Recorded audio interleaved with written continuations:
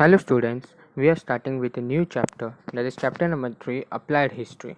So in the past two chapters we understood how history is written. Okay, we saw the contribution made by the historians living in the western country. We also understood how Indian historians contributed in the development and the preservation of history. ठीक है ना? And this year's theme for history subject is application of history into the real life. ठीक है ना? So ये chapter है वो जो हमको बताने वाला है how is history applied into the real life. So starting with the first concept, that is what is applied history. Meaning of applied history. Applied history is also known as public history. क्यों उसको public history बोला जाता है? Because any people can study history and can apply in real life. Okay, so इसके लिए उसको कहा जाता है public history. And applied history is a field of study concern with the application of history for the benefit of the people in the contemporary and future times. अभी meaning of the word contemporary क्या है? The meaning of the word contemporary is present times. Okay, so it is said that applied history can be used for the benefit of the people living in the present time as well as for the people living in the future time. ठीक है ना? It is said, एक बहुत ही famous proverb है, बहुत ही famous saying है. It is said that if you don't know your past you can't make your future. ठीक है ना? तो ऐसा कहते हैं कि अगर तुम्हें अपने पास्ट के बारे में नॉलेज नहीं, अगर तुम्हें अपना पास्ट ही नहीं, अतीत ही नहीं पता है तो तुम अपना फ्यूचर नहीं बना सकते. ठीक है ना? तुम अपना फ्यूचर देख ही नहीं सकते. Therefore it is quite important, it is quite necessary to study the history. ठीक है ना? और हिस्ट्री ही जब हम लोग हिस्ट्री पढ़ेंगे then only we can find solution to many different social issues that we are facing.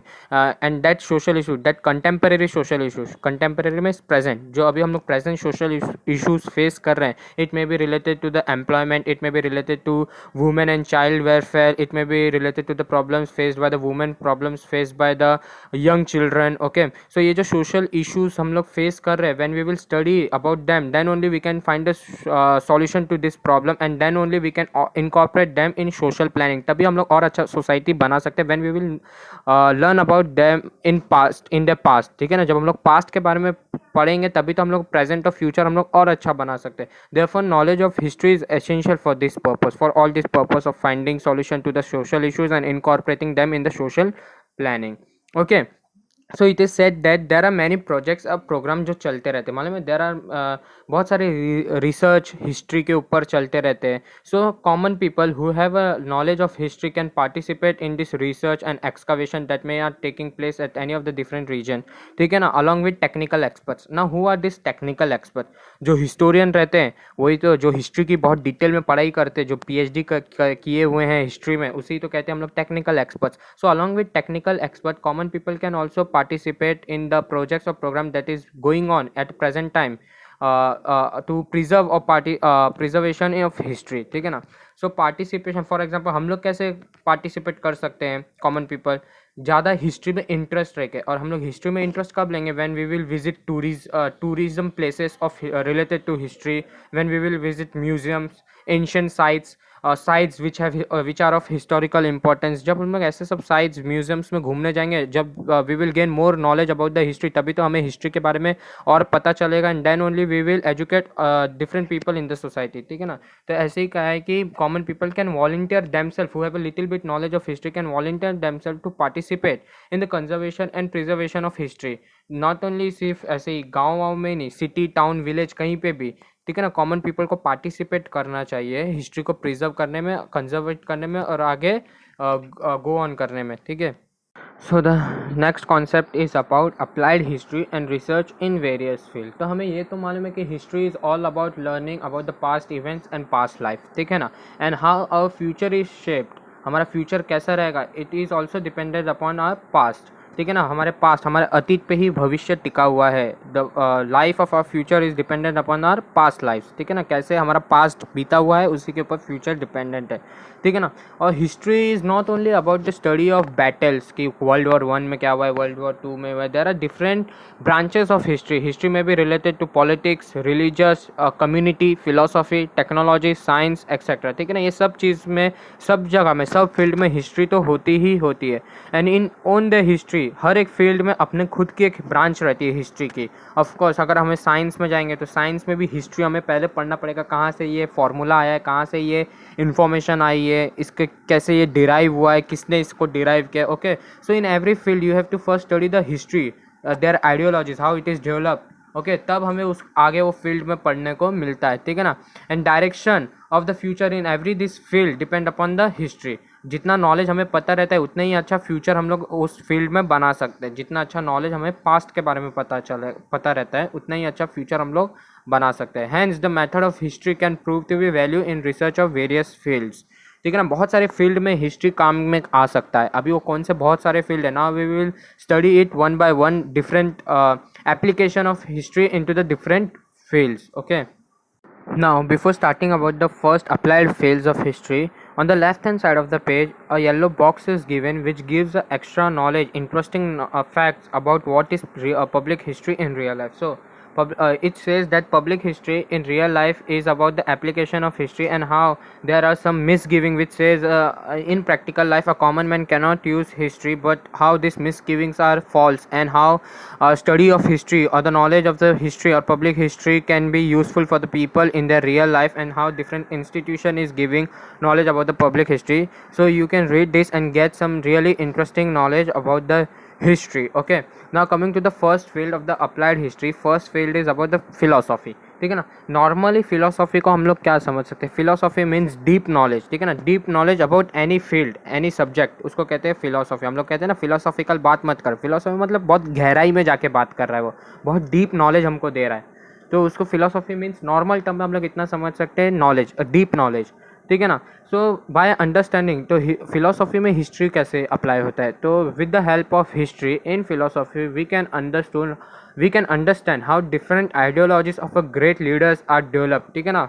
अभी आइडियोलॉजीज क्या होता है, आइडियोलॉजीज मीन्स विचारधारा, अ सेट ऑफ बिलीफ, किस पे उन लोग विश्वास करते हैं। फॉर एग्जांपल अगर मैं महात्मा गांधी जी के बारे में बात करूँ तो महात्मा गांधी के विचारधारा, आइडियोलॉजीज थे सत्य और अहिंसा, ओके, कि हमेशा सच बोलो और अहिंसा के मार्ग पे चलो। तो this was the ideology of Mahatma Gandhi. अभी ये कैसे डेवलप होता है ये हिस्ट्री फाइंड करता है। तो I don't know whether you know this और नॉट, बट बचपन में महात्मा गांधी एक प्ले देखने गए थे, एक नाटक देखने गए थे राजा हरिश्चंद्र का। एंड इफ यू नो, राजा हरिश्चंद्र एक ऐसे इंसान थे जो हमेशा सच बोला करते थे। So when Mahatma Gandhi saw that act in theatre, ठीक है ना, he got influenced so much that he decided that अब उनकी आइडियोलॉजी यही रहेगी to always speak the truth and to walk on the path of अहिंसा, नॉन वायलेंस, ठीक है ना। तो ये आइडियोलॉजी कहाँ से डेवलप हुई थी, हिस्ट्री हमें फिलोसॉफी में ये बताता है। Okay, and this ideology can also derive from its tradition. तो राजा हरिश्चंद्र तो इंडियन ट्रेडिशन में ही है, ठीक है ना। तो ये थे development of historical development in the field of philosophy. And to express the philosophy, express a philosophy a man needs a language for expression, ठीक है ना। एक लैंग्वेज होना चाहिए एक्सप्रेस करने के लिए। So in order to understand philosophical expression कि वो फिलोसॉफी में क्या बोलना चाहता है, knowledge of history can prove quite useful, ठीक है ना। तो हिस्ट्री के जरिए ही एक फिलोसॉफिकल नॉलेज हमको मिल सकता है। क्यों इतना डीप बात करेगा, इतना नॉलेज में बात करेंगे कि वो बताएगा कि कहाँ से डिराइव हुआ, इसका आइडियोलॉजी क्या है, कैसे हमें इसको यूज़ करना चाहिए अपने लाइफ में, अपने फ्यूचर डेवलप करने के लिए। So this was how philosophy means of history, applied history is useful in the field of philosophy. So the next field where the history is applied is science. अभी science में history कैसे applied होता है, so science में history is applied by understanding the chronological order. किसके order, chronological order means a time line, एक time period develop कर देते हैं हम लोग कि क्या होता है। So chronological order of scientific discoveries, invention and theories, ये सब के हमें पता चल जाते हैं क्रोनोलॉजिकल ऑर्डर, कौन से टाइम पे कौन सी डिस्कवरी हुई थी, कौन से इन्वेंशन हुए थे, कौन से थियरी कब डेवलप हुए थे। Okay, it also helps to understand the cause effect chain. Now what is the meaning of the cause effect. Cause effect मतलब ये हुआ है तो इसकी वजह से ये होगा, ठीक है ना। फॉर एग्जांपल लैंडलाइन डेवलप हुआ था, लैंडलाइन की इन्वेंशन की थी, उसकी वजह से ही स्मार्टफोन आगे जाके डेवलप होंगे। Okay, show cause effect change मतलब ये होगा तो इसकी वजह से ये होगा। तो this led to the those invention and discovery, ये आगे जाके और हेल्प करते हैं हमें। फॉर एग्जांपल नॉर्मल फ्लाइट तैयार हुई थी तभी तो आगे जाके लग्जरी प्लेन्स तैयार हुए। नॉर्मल फ्लाइट मीन्स अगर तुम लोग ने देखा रहेगा राइट ब्रदर्स का प्लेन, उसके कंपैरिजन में जो आज के फ्लाइट है वो बहुत ही ज़्यादा डेवलप्ड है। Okay, so this was the cause effect chain science में, and it is rightly said that need is the mother of invention। जब हमें कुछ ज़रूरत होती है तभी नई चीज़ की खोज होती है, ठीक है ना। फॉर एग्जांपल जब हमें फ़ोन पे एक दूसरे से कनेक्ट होने की ज़रूरत पड़ी थी, तभी अलेक्जेंडर ग्राहम बेल ने टेलीफोन का इन्वेंशन किया था, तभी उन्होंने डेवलप किया कि हमें एक दूसरे से बात करनी ज़रूरी है, मतलब जो लोग दूर रहते। Okay, so need is the mother of invention, therefore तभी कुछ डिस्कवरी और इन्वेंशन होते हैं, और ह्यूमन एफर्ट्स को फुलफिल करने के लिए, उनकी क्यूरियोसिटी को फुलफिल करने के लिए, उनके नीड को फुलफिल करने के लिए। ओके, सो ये जो भी डेवलपमेंट, जो भी इन्वेंशंस होते हैं, all the invention and discovery which takes place with the help of science always depend upon the knowledge, always depend upon the source that is available to us from past. ठीक है ना, past knowledge पे ही, past resources पे ही ये जो future invention होते ऐसा कुछ फ्यूचर डेवलपमेंट नहीं होते। हमारे पास 1900 मतलब 20th सेंचुरीज में जो भी रिसोर्सेज अवेलेबल थी, उसकी मदद से हम लोग ने सिर्फ लैंडलाइन फ़ोन ही डेवलप कर पाए थे, ना कि डायरेक्ट स्मार्टफोन बनाए थे हम लोगों ने। ठीक है ना, तो ये थे मतलब कि हिस्ट्री पे ही डिपेंड होते हैं जो भी हम लोग डेवलपमेंट करेंगे, जो भी हम लोग साइंटिफिक इन्वेंशन करेंगे। Therefore knowledge of history of sciences helps in understanding the factors that facilitated a scientific discovery or invention and its chronology। means जो भी फैक्टर हमारे पास अवेलेबल है, जो भी रिसोर्सेस हमारे पास अवेलेबल है for the purpose of invention और discovery, ये हमारे पास से ही रिलेटेड है, हमारे हिस्ट्री से ही रिलेटेड है। Therefore history, knowledge of history is quite important in the field of science to understand the chronology of invention, discoveries and theories। So the next field is technology. So what is the meaning of technology? Okay, science is different thing and technology is a different thing at in total. So what is technology? Anything which reduces the human effort to do a particular task is known as technology। Okay, सो जो भी काम इंसान कर सकता था, अगर और कोई ऐसी मशीन डेवलप हो गई जिससे उसका काम आसान हो जाता है, तो हम लोग कहते हैं टेक्नोलॉजी में डेवलप हुआ है, ना कि साइंस में। Science is different and technology is different. So there are different field of technology, agriculture production, commodity production, agriculture, architecture, engineering etcetera. So in the past time if you remember, हम लोग bullock use करते थे field में, farms में, but now that bullock is now replaced by tractors. So human efforts को बहुत ही ज़्यादा कम हो चुका है। अब ह्यूमन एफर्ट्स इतना नहीं लगते जितना पहले बुलक चलाने में लगती थी, अब ट्रैक्टर यूज़ करने पे। सो टेक्नोलॉजी में एडवांसमेंट हुआ है, एंड ऑलवेज डिस्कवरी और invention of anything and technology always goes together, they are mutually dependent on each other. जब कोई भी नई चीज़ का इन्वेंशन होगा तो ऑफकोर्स है कि टेक्नोलॉजी में उसका यूज़ करेंगे, एंड व्हेन टेक्नोलॉजी में उसका यूज़ करेंगे तभी तो जाके टेक्नोलॉजी एडवांस होगा। Okay, so technology and invention, scientific invention and discovery goes together in hand. ठीक है ना, और knowledge of this all science and technology is very important for making agriculture production. ठीक है ना, इवोल्यूशन ऑफ मैनकाइंड में हमें पढ़ने के लिए बहुत ही ज़्यादा यूज़फुल रहता है। हाउ इवोल्यूशन ऑफ मैनकाइंड पढ़ने में कैसे यूज़फुल रहता है कि जैसे वही सेम एग्जांपल, जैसे कि पास्ट में हम लोग बुलक्स यूज़ कर रहे थे फार्म में, अब हम लोग यूज़ कर रहे हैं ट्रैक्टर्स अपने फार्म में, अपने फील्ड में। So this evolution from using bullocks in the farm to using tractors in the farm, ये हमको एक स्टेप बताता है how mankind is evoluting from time to time. ठीक है ना, कैसे मैनकाइंड चेंज होते जा रहे हैं। So later the advancement of science promoted the mechanization of production. For production में कैसे यूज़ हो रहा है साइंस को, जैसे कि हम लोग हैंडलूम में काम करते थे, हैंडलूम मतलब हाथ से सामान बनाते थे, हाथ से क्लॉथ बनाते थे। Now it is use, now it is developed in powerloom. Powerloom मतलब मशीन में कैसे क्लॉथ डेवलप हो जाते हैं। ठीक है ना, सो साइंस टेक्नोलॉजी सब चीज़ आगे एडवांस ही होती जा रही है। So it is necessary to understand और to have the knowledge of history in the field of technology also. तभी तो जब हमें पता चलेगा, तभी जब हमें हिस्ट्री के बारे में पता चलेगा टेक्नोलॉजी के, तभी हम लोग पता कर सकते हैं कि आगे और क्या डेवलपमेंट होने वाले, और क्या मैकेनाइजेशन होने वाला है। Therefore science and technology goes are mutual dependent. ठीक है, science and technology are mutually dependent on each other. So the next field is about the industry and commerce. तो हमें पता है कि जैसे जैसे इंडस्ट्री और ट्रेड सेक्टर बढ़ते हैं, वैसे ही लोग एक साथ करीब आने लगते हैं। Okay, the people, the contact between the people start coming closer और दे उन लोग के बीच में मोर ट्रांजेक्शन होता है। क्यों? क्योंकि इंडस्ट्री और ट्रेड सेक्टर तो बढ़ रहा है, तो ट्रांजेक्शन भी और होएगा। So this is called as mutual social transaction expands with the growth of industry and trade. ठीक है ना, और जैसे ही इंडस्ट्री सेक्टर और ट्रेड आगे बढ़ेगा, people from different regions of the society will start coming to the society where the industry or trade is expanding. For example, अगर हम लोग बात करें तो मेट्रोपॉलिटन सिटी की, मुंबई, दिल्ली, कोलकाता, चेन्नई, तो यहाँ पे ट्रेड और इंडस्ट्री सेक्टर बहुत अच्छे डेवलप करते हैं. ओके, दिस सिटी में the city of this four metropolitan city is quite high, quite rich in the field of industry and trade. Therefore the people from all different regions of India are traveling to this country. ठीक है ना. For हम लोग देख सकते हैं मुंबई में different states से people आके रहते हैं. Okay, so when the people from different region, different society come together and start living in the same place, तो उनके बीच में cultural interaction होगा.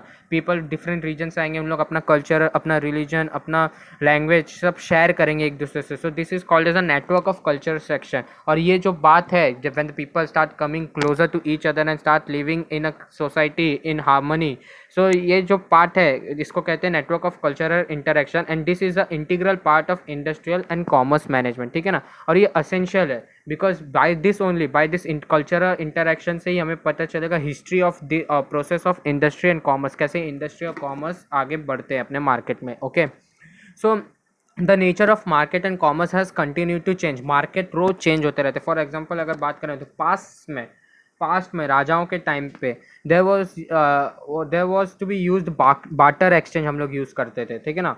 अभी बार्टर एक्सचेंज क्या होता है? बार्टर एक्सचेंज मतलब अगर पहले हमें कुछ सामान खरीदना है तो सामान के बदले हमें कुछ सामान ही देना पड़ता था, पैसा नहीं देना पड़ता था. उसके बाद हम लोग ने कैश में डील करने चालू किया, और अब तो ऐसे टाइम आ गया कि अब कैशलेस हम लोग यूज़ करते हैं. ठीक है ना. पेटीएम, गूगल पे, फ़ोन पे, हम लोग ये सब यूज़ करते हैं कैशलेस. तो मार्केट दिन ब दिन चेंज हो जाता है, and the time market is changing, उसी के साथ साथ ह्यूमन रिलेशनशिप्स भी चेंज होते जाते हैं सोशल ऑर्गेनाइजेशन के साथ. फॉर एग्जांपल पहले हम लोग रीजनली ट्रेड करते थे, एक जगह से बाहर हम लोग जाते नहीं थे. अब फिर नेशनली ट्रेड करने लग गए. अब तो हम लोग import export, it means we are trading with different countries also. ठीक है ना. इंडिया अमेरिका से ट्रेड कर रहा है, इंडिया रशिया, इंडिया फ्रांस. ठीक है ना. सो हम लोग दूसरे कंट्री से भी ट्रेड कर रहे हैं. So human relationship to a social organization has continue to change. So this development is necessary to understand the history of culture, social organization and economic institution. ठीक है.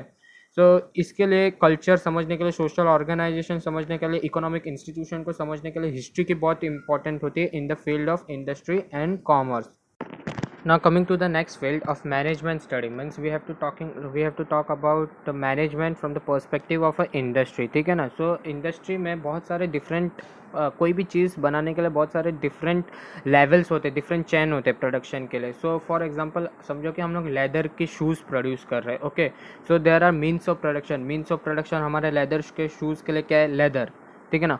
सो हमारे पास ह्यूमन रिसोर्स है. Human resource मतलब हमारे labour जो leather shoes produce करने में help करते हैं. Process of production can be different. अगर ह्यूमंस खुद प्रोड्यूस कर रहे हैं तो process of production can be different. अगर हम लोग मशीन पे हमारे लेदर के शूज़ प्रोड्यूस करते हैं तो process of production can be different. तो उसी के तरह से there are different department of marketing the product. Market मतलब कैसे प्रोडक्ट को प्रमोट हम लोग करेंगे in the market. And last is sales management. कैसे सेल को मैनेज करेंगे. ठीक है ना. कैसे डिफरेंट स्टोर्स में हम लोग वो शूज़ को पहुंचाएंगे. सेल्स होने के बाद कैसे हम लोग कस्टमर को आफ्टर सेल्स सर्विस देंगे. ठीक है. So there are different levels, different chain of management into a company. ठीक है ना. तो ये इसका नॉलेज हमें कैसे मिलेगा? हमें इसका नॉलेज मिलेगा पास्ट से ही, कि पास्ट में हम लोग एक कंपनी को कैसे मैनेज करते थे. When we get to know about the management of a company that they were managing in the past, then only we can manage the company in the present time और in the future only. ठीक है ना. और इसी के साथ साथ हमें साइकोलॉजी भी पता होनी चाहिए हमारे बहुत सारे लेबर की. ठीक है ना. कि at what psychology he is working to us. ठीक है ना. कैसा उसका साइकोलॉजी का बिहेवियर है, उसका माइंडसेट कैसा है, क्या वो हेल्दी मैनेजमेंट के लिए कैपेबल है या नहीं. तो हमें ये सब चीज़ पता होनी चाहिए. And in order to achieve it, understanding the social and economic institution that support the industrial and commercial process is important. So what is social and economic institution? Economic institution हम लोग बोल सकते हैं बैंक को. ठीक है ना. Bank से ही हमें लोन मिलता है हमारे कंपनी को आगे बढ़ाने के लिए. So we have to understand the environment of a bank. ठीक है. To understand the to support the industrial and commercial process. And जब ये सब होगा तभी हमें हिस्ट्री की नॉलेज काम आएगी. कैसे? क्योंकि पास्ट में कैसे ये मैनेजमेंट स्टडी एक कंपनी में यूज़ होती थी, जब हमें ये पता चलेगा तभी हम लोग प्रेजेंट को ईजियर लेवल पे चला सकते हैं. स्मूथली एंड एफिशिएंटली हम लोग रन कर सकते हैं. Okay. So next is So next field is about the art. Art means सिर्फ ड्राइंग नहीं होता है. There are different forms of art, music, sculpturing, cooking, painting. ठीक है ना, ये सब आर्ट्स में इंक्लूड होते हैं. सो कैसे कैसे आर्ट्स में डेवलप होते जा रहे हैं फ्रॉम टाइम टू टाइम, हमें ये पढ़ने का है. कैसे जो पर्सन वो आर्ट परफॉर्म करते हैं उनका स्टाइल ऑफ एक्सप्रेशन कैसे चेंज होते जा रहा है वो हमें देखने के. फॉर एग्जांपल अगर हम लोग पास्ट में बात करेंगे तो पेंटर कौन से डिफरेंट कलर कॉम्बिनेशन यूज़ कर रहे थे, एंड अभी in if we talk about the modern time तो कैसे कलर कॉम्बिनेशन चेंज होते जा रहे हैं. तो वो आर्ट को कैसे एक्सप्रेस करता है वो आर्टिस्ट, हमें ये पढ़ने का है with the help of intellectual emotional cultural tradition, कैसे वो अपने आप को चेंज करते जा रहे हैं. ठीक है ना. तो कोई भी आर्ट फॉर्म में एक्सप्रेशन कैसे एक आर्टिस्ट अपने आप को एक्सप्रेस करता है, ये बहुत ही इंपॉर्टेंट रोल प्ले करता है. Okay.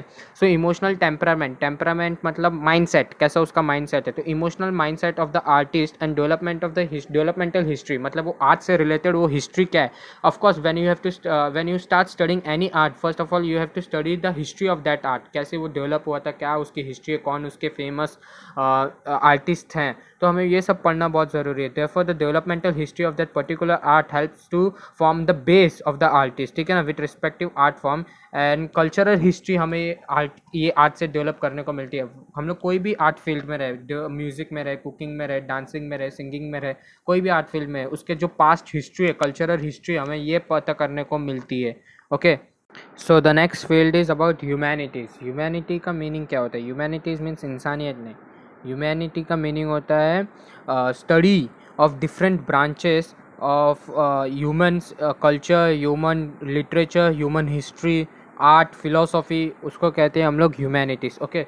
So it is said that humanities include many disciplines. Disciplines means there are many different branches of humanity, means study of this human culture, human history. Okay. So like history, archaeology means वही ज़मीन के नीचे excavate करके different belongings को निकाल के उसके बारे में स्टडी करना. Sociology means how socially man are interconnected with each other. Anthropology means study about the human culture and the past. Okay. उसको कहते हैं anthropology. Political science means political science is the study of political behaviour of a government, उसको कहते हैं political science. Economy, अर्थव्यवस्था कैसे हमारी काम कर रही है. So this are the different branches, this are the different disciplines of humanities. And to understand the origin of different branches of humanity we have to have the knowledge of the past, कि history में क्या हुआ था humanity के साथ. And it is said that all this branches of humanity are suppose to have the origin from the philosophy, कि हम लोग जब डीप में इनके बारे में पढ़ेंगे तभी जाके हमके ये ओरिजिन कहाँ से हुए हमें ये बारे में हमें पता चलेगा. सो पास्ट में से ही, बहुत पुराने टाइम में से ही it is speculated that, speculate मतलब अंदाज़ा लगाना. इट इज़ सेड दैट कहते थे कि ह्यूमंस का यूनिवर्स, स्पेस के साथ कुछ ना तो कुछ इंटर रिलेशन है, कुछ ना तो कुछ कनेक्शन है. पास्ट में ऐसा बहुत पहले कहते थे लोग, और इसी से बहुत सारी माइथोलॉजिकल स्टोरीज बॉर्न हुई थी. ठीक है ना. All the rituals, all the philosophical explanation, the stories about gods and goddess, universal order, the story about demons, evil, monsters. ठीक है ना. तो जब स्पेकुलेट करने लगे थे बहुत पहले that there are something connected, there are some relation between the human existence and universe और space. So many mythological story came to be born out of that. ठीक है ना. And it is said that roots of philosophical thinking are to be found from this mythological stories. ये mythological story से ही बहुत सारी philosophical ideologies बाहर आई है. And to understand or to have the knowledge about these disciplines of humanity, हमें ये philosophical theory पता होनी चाहिए. ठीक है ना. When we want to gain the knowledge of this various disciplines of humanity, we must have the knowledge about the philosophy. और ये फिलोसॉफिकल आइडिया कहाँ से आता है? ये माइथोलॉजिकल स्टोरी से ही आते हैं. And how can we understand this mythological story? By getting the knowledge of history. So ये थे ह्यूमैनिटीज़ के बारे में. So by this we will end our chapter today. The remaining part of the chapter we will continue in the next video. Thank you very much.